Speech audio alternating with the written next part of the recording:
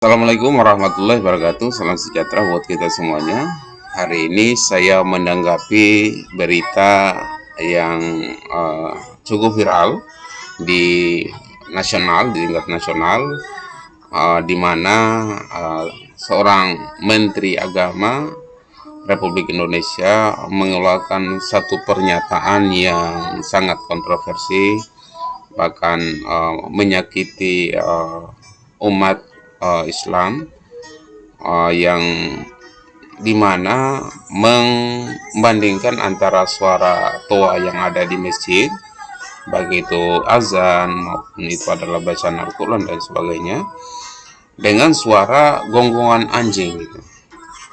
Tentu ini adalah bukan hal yang sepadan, bukan hal yang sebanding ya, karena anjing itu adalah hewan yang hina, yang najis sebenarnya.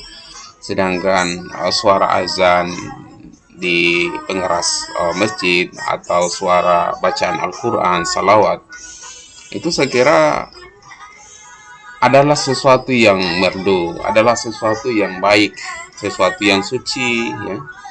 Kalaupun kurang merdu misalnya, tetapi orang yang mendengarkan itu akan mendapatkan pahala.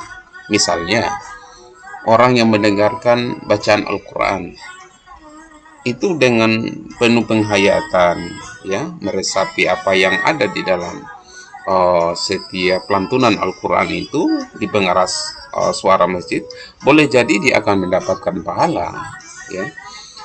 Sedangkan suara anjing menggonggong itu saya kira tidak ada hal yang sebenarnya tidak perlu diperbandingkan, dan ini seakan-akan menurunkan ya level atau kualitas dari pengeras suara atau apa yang menjadi pesan di pengeras suara dari masjid atau musala itu sendiri. Ini pernyataan dari Menteri Agama yang kontroversi, bahkan menimbulkan kecaman bagi umat. Ada juga sih yang biasa-biasa juga, tetapi namanya kita hidup ini tentunya tidak terlepas dari namanya pro kontra. Bagi saya pernyataan ini harus Menteri Agama harus meminta maaf, menurut saya ya. Mari kita ikuti ulasan atau pernyataan beliau terkait dengan berita viral ini, atau katakanlah di mana ada pernyataan beliau yang viral gitu.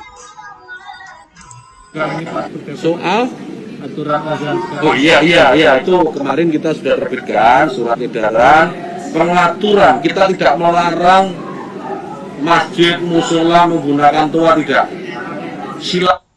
Nah, jadi beliau ini sudah memberikan satu pernyataan statement mempersilahkan kepada masjid maupun musala untuk menggunakan toa atau pengeras suara itu sendiri. Jadi tidak ada larangannya.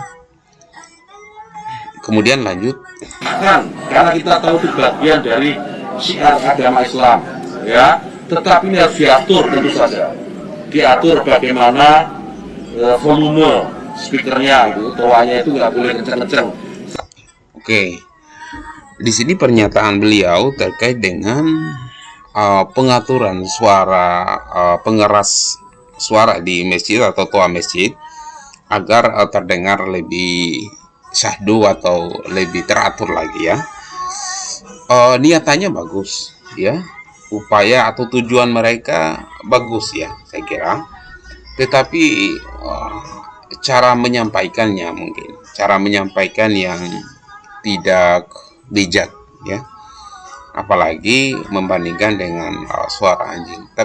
Sampai di sini pernyataannya tidak ada yang kontroversi ya, sampai menit detik yang 28 detik ini tidak ada yang kontroversi dari beliau, bahkan itu dianggap sesuatu yang wajar ya. Semua masyarakat pasti akan menyatakan seperti ini, perlu pengaturan. Tetapi pengaturan itu seperti apa gitu? Kalau pengaturan itu tujuannya untuk menertibkan atau menjaga toleransi antara umat beragama, ya saya kira kita perlu hargai. Tetapi kalau dalam proses pengaturan itu adalah menimbulkan keributan misalnya, maka ini yang harus dipertanyakan, ya. Oke, lanjut. 100 desibel maksimal. Diatur bagaimana kapan mereka bisa mulai menggunakan speaker itu sebelum adzan dan setelah adzan, bagaimana menggunakan speaker di dalam dan seterusnya. Tidak ada pelarangan. Ini aturan ini dibuat semata-mata hanya untuk membuat masyarakat kita semakin harmonis, meningkatkan manfaat dan mengurangi mafsadat. Jadi menambah manfaat dan mengurangi ketika hampir setiap 100 meter, 200 meter itu ada musola masjid. Ya, sampai di sini saya kira belum ada yang kontroversi. Dan memang kalau kita lihat ada beberapa masjid atau musola yang tidak terlalu berjauhan, ya, sehingga pada saat mengeluarkan suara, entah itu azan ataupun bacaan Al-Quran ataupun sedang sholat ataupun sedang ceramah, maka itu antara jamaah masjid satu dengan masjid yang lainnya itu bisa jadi saling mendengarkan. Tetapi hal yang seperti ini sebenarnya tidak perlu kita generalisir, ya, tidak perlu, karena ini adalah kasuistik, ya. Saya kira banyaknya ratusan masjid yang ada di Indonesia ini, bahkan mungkin ribuan, bisa jadi jutaan mungkin, ya, kurang lebih 1 juta katakanlah itu masjid dan musola yang ada di Indonesia. Saya kira ini akan menjadi masalah kalau digeneralisir permasalahannya, ya. Katakanlah ada kasus, misalnya kasus di mana ada orang yang protes dengan pengeras suara di masjid yang terlalu ribut pada saat orang istirahat dan sebagainya, dan mungkin itu adalah umat agama lain, gitu, dan berada di satu tempat. Ya, oke, itu adalah sebuah kasus, tetapi kan bisa diselesaikan secara kekeluargaan, bisa dibicarakan secara musyawarah, bisa dilaporkan ke kepala desa, ke lurah, ke RT, kepala dusun, dan ini bisa diatur dengan musyawarah. Negara kita ini bukan hanya kita berbicara tentang negara hukum, tetapi kita berbicara tentang musyawarah, ya, sehingga sangatlah indah kalau sesama umat itu saling memahami satu sama lain, bukan dengan cara menghakimi atau mendiskriminasi umat yang lain. Ya, bayangkan kalau kemudian dalam bagian bersamaan mereka semua menyalakan toanya di atas, kayak apa? Itu bukan lagi syiar, tapi menjadi gangguan buat sekitarnya. Kita bayangkan lagi, kita ini muslim, ya, kasusnya ini sebenarnya memang ya pada tempat-tempat tertentu, gitu. Tetapi secara umum, menurut saya secara umum masalah pengeras masjid di beberapa katakanlah daerah di Indonesia ini adalah hal yang lumrah. Jadi tidak ada masalah yang cukup signifikan, tidak ada masalah yang sangat serius sebenarnya. Hanya kan dari Kementerian Agama ini kan mencari sesuatu yang sebenarnya tidak terlalu substansial bermasalah, gitu. Kemudian mengeluarkan surat edaran yang tujuannya untuk mengatur pengeras suara itu sendiri. Hal yang berbanding terbalik ketika publik merespon surat edaran itu, dan ini menjadi permasalahan yang seharusnya untuk mengatur agar tertib, agar berjalan dengan baik, harmonis, tetapi pada saat direspon oleh publik ini menimbulkan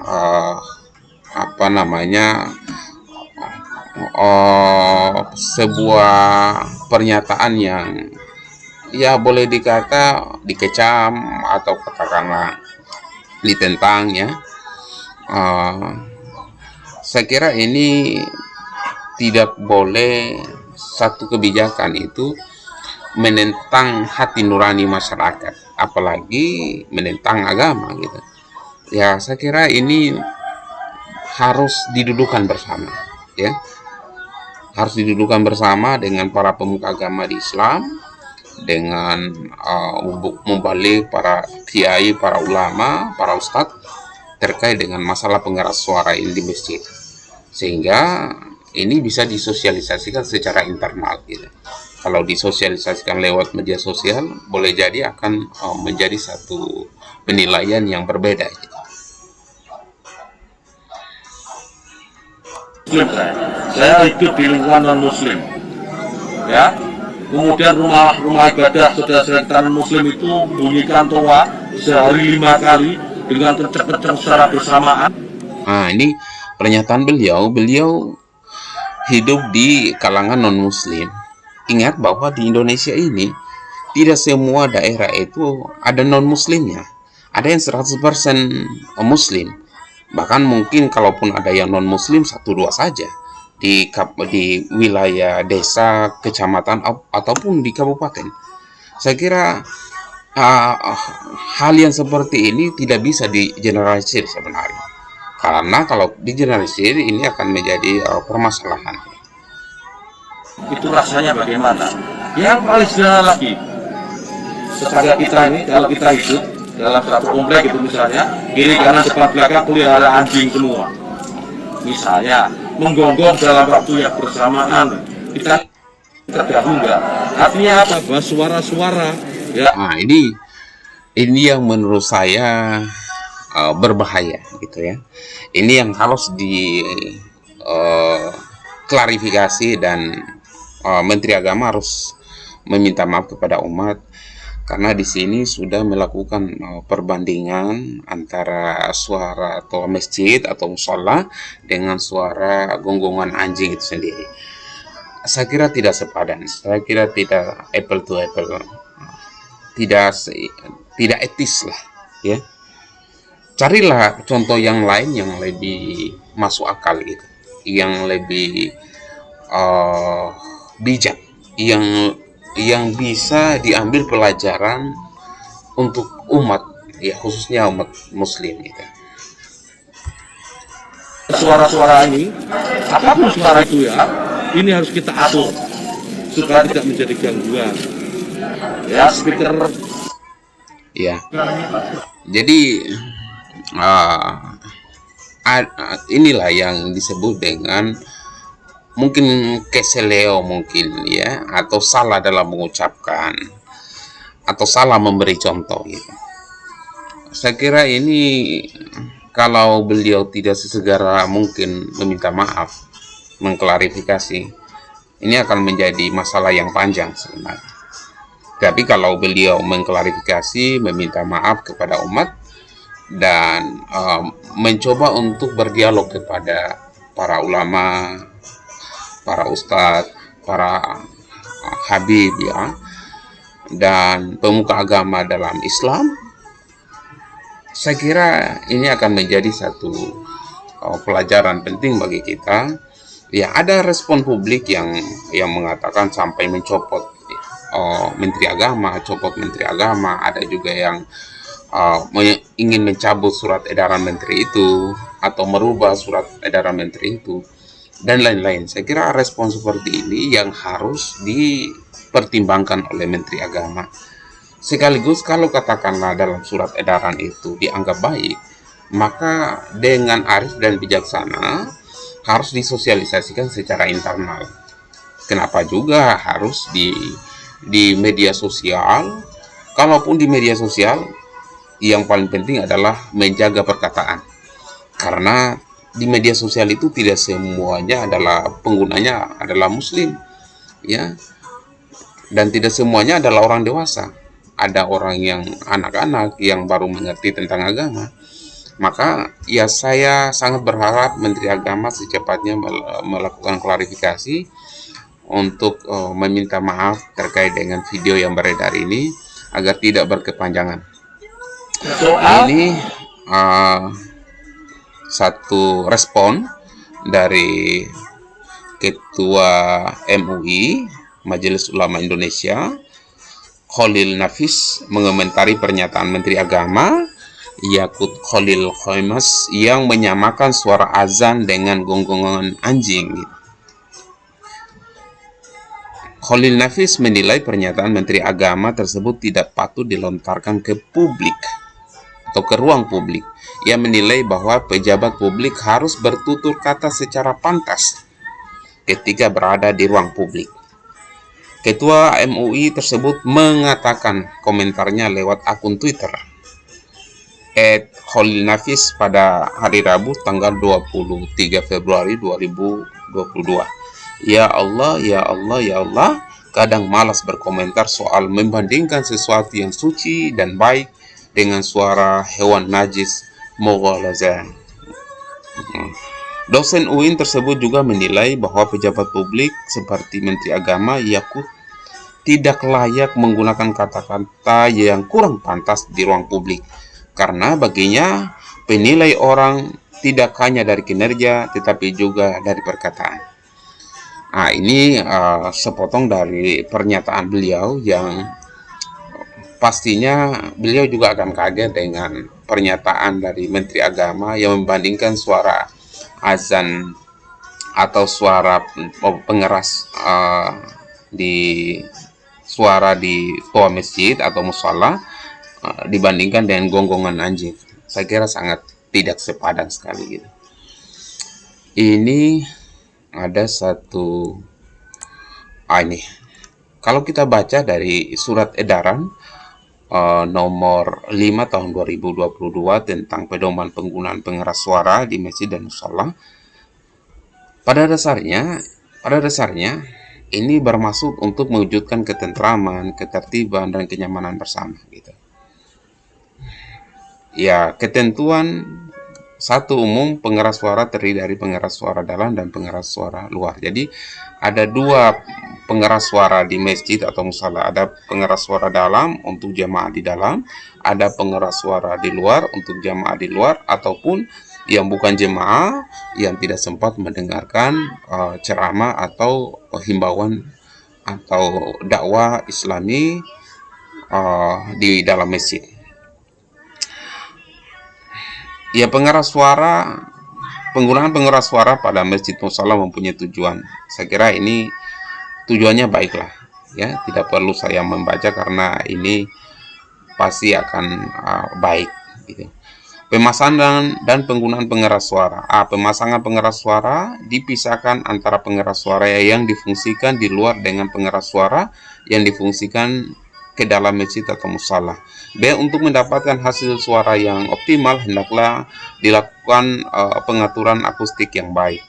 C. Volume pengeras suara diatur sesuai dengan kebutuhan dan paling besar 100 desibel. Dan D. Dalam hal penggunaan pengeras suara dengan pemutaran rekaman, hendaknya memperhatikan kualitas rekaman, waktu bacaan akhir ayat, salawat atau tarhim gitu. Ini juga tata cara, ya, penggunaan pengeras suara waktu subuh, ya, waktu subuh sebelum azan pada waktunya, pembacaan Al-Quran atau salawat tarhim dapat menggunakan pengeras suara luar dalam jangka waktu paling lama 10 menit. B. Pelaksanaan salat subuh, zikir, doa, dan kuliah subuh menggunakan pengeras suara dalam gitu. Ini berbeda pula dengan apa yang diatur dalam surat edaran Menteri pada tahun 1978 tentang pelaksanaan instruksi Dirjen Bimas Islam nomor Kep /D/101/1978 tentang tuntunan penggunaan pengeras suara di masjid, langgar, dan musala. Jadi di sini kalau kita lihat ini sebenarnya tidak terlalu bermasalah di sini, ya. Di sini kalau kita lihat kurang lebih sekitar berapa menit, ya. Tunggu ya. Di fungsinya ini baru fungsi pemakaian pengeras suara, ya. Di waktu subuh dapat dilakukan kegiatan-kegiatan uh, dengan menggunakan pengeras suara paling awal 15 menit sebelum waktunya. Sedangkan tadi ini di sini 10 menit, jadi dikurangi 5 menit gitu. Nah, kemudian di B, pelaksanaan sholat subuh, zikir, doa, dan kuliah subuh menggunakan pengeras suara dalam gitu. Nah, di sini kalau kita lihat kegiatan pembacaan ayat suci Al-Quran tersebut dapat menggunakan pengeras suara keluar, sedangkan ke dalam tidak disalurkan agar tidak mengganggu orang yang sedang beribadah dalam masjid. Nah, jadi ini berbeda ya, gitu. Jadi kalau surat edaran tahun 2022 ini sudah cukup membatasi. Yang tadinya itu 15 menit menjadi 10 menit. Yang tadinya bisa menggunakan pengeras suara luar, ini menggunakan pengeras suara dalam. Kemudian C, waktu azan subuh menggunakan pengeras suara keluar. Nah, ya, sholat subuh, kuliah subuh, semacamnya menggunakan pengeras suara bila diperlukan untuk kepentingan jamaah dan hanya untuk ditujukan ke dalam saja gitu. Nah, kalau kuliah subuh, sholat subuh, ya boleh menggunakan suara pengeras dalam jika ini bila diperlukan untuk kepentingan jamaah, bila diperlukan. Nah, di sini tidak ada kata bila, jika ya, dan ini pastinya orang juga akan resah gitu ya. Tapi saya secara umum sebenarnya namanya pengaturan pengeras suara, saya sepakat ya, pengeras suara itu sepakat untuk diatur. Tetapi kalau diatur sampai mempersingkat lagi bacaan ayat suci Al-Quran atau lebih membatasi lagi, saya kira menurut saya bukan permasalahannya di situ. Permasalahannya itu adalah bagaimana memperbagi kualitas atau kualitas suara itu sendiri. Baik itu adalah muazin yang baca ayat suci Al-Quran atau menggunakan elektronik ya, suara elektronik, itu harus dengan suara yang baik agar orang yang mendengarkan, jangankan yang bukan umat Islam ya, orang Islam pun kalau mendengarkan suara yang tidak bagus ya, itu kadangkala itu tidak nyaman. Ada satu kasus, bukan kasus sih, permasalahan di mana anak muda ya hampir setiap maghrib atau salat maghrib dan salat isya, beliau yang azan gitu. Tetapi azannya itu tidak seperti biasanya. Ternyata muazinnya diganti oleh dia, yang muazin sebelumnya itu ya cukup bagus, kemudian diganti oleh dia, sehingga menimbulkan protes karena azan yang dia bawakan atau suara dia kurang enak didengar gitu. Oleh karena itu perlu latihan sebenarnya sebelum didengarkan oleh orang lain gitu. Karena itu akan menimbulkan ketenangan hati ya. Ini orang Islam, sesama orang Islam, belum lagi orang yang bukan Islam gitu. Oleh karena itu memang pentingnya belajar azan, belajar Al-Quran, belajar zikir ya, atau belajar dalam kuliah, memberikan kuliah, agar orang yang mendengarkan itu senang, tenang, dan mendapatkan, ya insya Allah mendapatkan hidayah.